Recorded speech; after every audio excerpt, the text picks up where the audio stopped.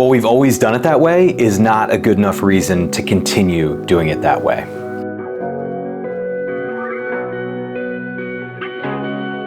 Hey, I'm Pastor Matt here with your Missionary Pathway Mission Insight. And if you find these insights helpful, I want to encourage you, take an opportunity right now, click like, subscribe, and share the insights that are helpful to you out with somebody else. And today's insight I think is particularly important because in the church world, this happens all the time. And when I think about this idea of always doing something because we've just always done it that way, I think about this little funny parable. There was this mom and she was cooking a roast and her daughter was watching and she cut both ends of the roast off, put it in the pan and then stuck it in the oven. And the daughter, kind of trying to figure out why that was that way, said to her, "So why do we cut the ends off the roast?" And Mom said, "I don't know. My mother always just did it that way." Well, her mother happened to be in the room, so she said, "Let me ask her." So she pulls her mother aside and said, "Hey, why do we cut the ends off the roast before we put it in the pan and in the oven?" She kind of looks and goes, "I don't know.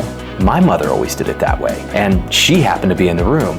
So they went and grabbed her and they said, "Why do we always cut the ends off the roast before we put it in the pan and then in the oven?" And she said, "Because I never had a pan that was big enough to fit the roast." See, I love that parable because it just goes to show that you can turn something into a tradition the way that it always has been and forget that it started that way for a very good reason, but that doesn't mean you need to keep doing it that way. And I think this is so important in churches and especially established churches. The longer a church's history, the more likely they are to do this. You will hear the excuse, "We've always done it that way." And what the church is saying when they say we've always done it that way is that this is always the way we've done it, and so of course we have to keep doing it that way. Instead of asking the question, well, yeah, we've always done it that way, but do we need to keep doing it that way? Is it best for us to keep doing it that way? Or do we need to make a change?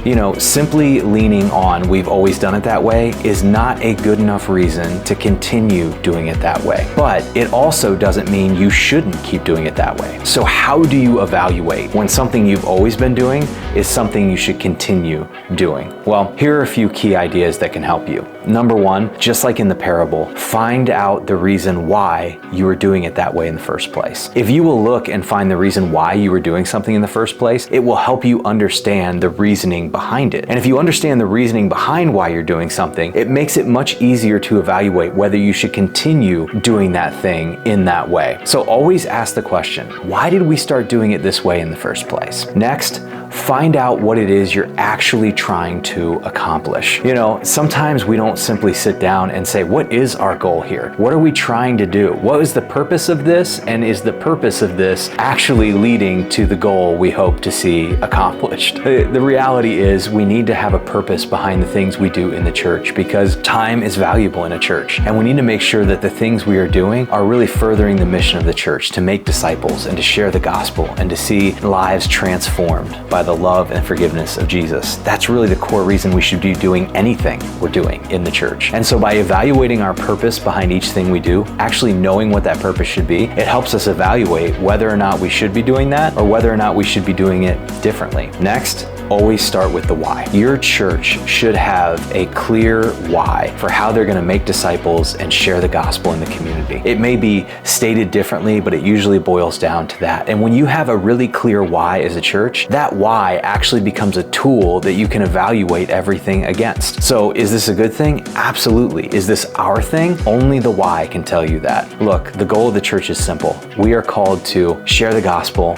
love one another, and make disciples. And there's lots of different ways we can do that. So evaluate the why and use the why to evaluate everything you're doing. And then finally, be willing to celebrate the past and do something different in the future. See, the reality is sometimes people hold on to things and hold on to the we've always done it that way because they're afraid it would be dishonoring to no longer continue doing that thing. When in reality, there are often things that are really great blessings from God for a season, but sometimes that season is over and then it's time to move into a different season, to try something differently so that we can make disciples, love one another, and share the gospel in our communities. So be willing to celebrate those things that were a huge blessing in the past, but can no longer continue to the future, because it can really help people give a nice end to something that needs to end so they can begin doing something they need to begin doing in the future. Hey, I hope this Mission Insight was helpful for you.